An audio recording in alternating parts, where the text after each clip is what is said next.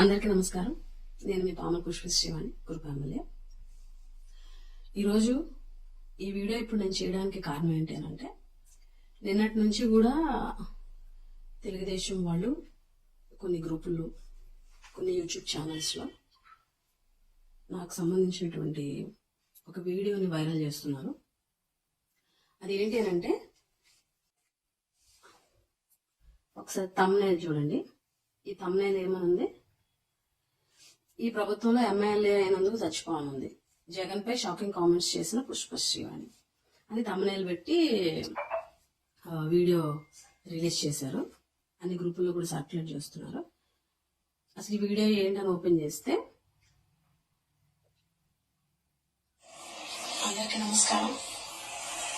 ఈరోజు సోషల్ మీడియాలో విజయనగరం జిల్లాలోని ఒక హాస్పిటల్లో గిరిజన బాలికలకి అందించేటువంటి వైద్యం తీరు చూసి చాలా బాధపడుతున్నాను. ఈ వీడియోని నేను మాట్లాడినటువంటి ఈ వీడియోని వైరల్ చేస్తున్నారు. జగన్మోహన్ రెడ్డి గారిపై, ఈ ప్రభుత్వంపై పుష్పశ్రీవాణి షాకింగ్ కామెంట్స్ చేశారు అని చెప్పి. తెలుగుదేశం పార్టీ వారు ఏ రకంగా అబద్ధపు ప్రచారాలతో జగన్మోహన్ రెడ్డి గారి ప్రభుత్వాన్ని తప్పుపడుతున్నారు అనడానికి నిదర్శనం ఈ వీడియో.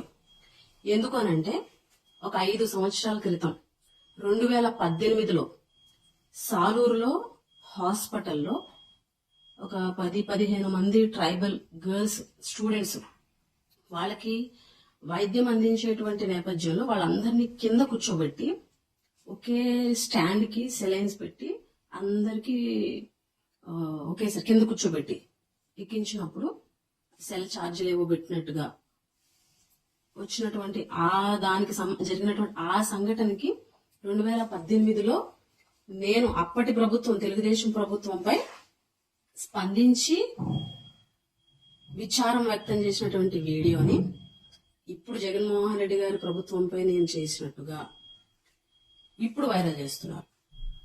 నాకు తెలిసి ఇంత దిగజారినటువంటి రాజకీయాలు మీరు తప్ప ఎవరు చేయరేమో.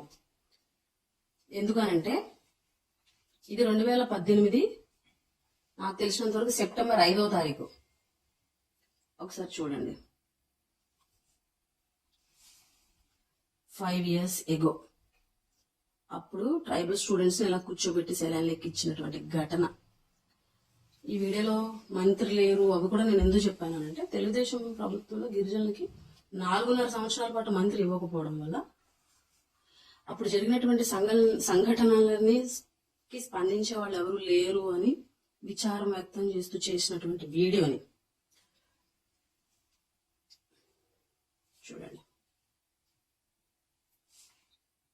Kurupam MLA Pushpasreevani emotional speech about girijana people, TDP government AP. అప్పుడు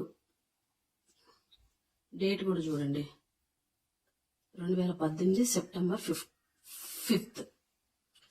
అంటే ఇంత దారుణంగా ప్రభుత్వాన్ని తప్పుపట్టడం కోసం ఇంత అబద్ధపు ప్రచారం, గతంలో జరిగిన పాత వీడియోలు, మీ ప్రభుత్వంలో జరిగినటువంటి వైఫల్యాల్ని ప్రశ్నించినప్పటి వీడియోల్ని ఇప్పుడు వైరల్ చేస్తూ, అంటే రాక్షసానందం పొందుతున్నటువంటి మిమ్మల్ని చూసి జాలిపడాలో ఏంటో నాకు అర్థం కావట్లే.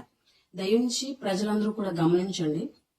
ప్రతిపక్షాలు అంటే పాలక పక్షంలో జరిగేటువంటి పొరపాట్లని ప్రశ్నించి వాటిని సరిచేసి ప్రజలకి న్యాయం చేయాలి. మంచి పరిపాలనని ప్రభుత్వం ద్వారాగా ప్రజలకు అందించేలాగా ఒక వారధిగా ప్రతిపక్షాలు పనిచేయాలి తప్ప, ఈ రకమైనటువంటి తప్పుడు ప్రచారాలు చేస్తూ, అబద్ధపు ప్రచారాలు చేస్తూ, పాత వీడియోల్ని అప్పటి ప్రభుత్వంపై చేసినటువంటి వ్యాఖ్యల్ని ఇప్పుడు ఈ ప్రభుత్వంపై, జగన్మోహన్ రెడ్డి గారి ప్రభుత్వంపై చేసినట్టుగా వీడియోల్ని వైరల్ చేయడం అన్నది మీ విజ్ఞతకి వదిలేస్తున్నాను.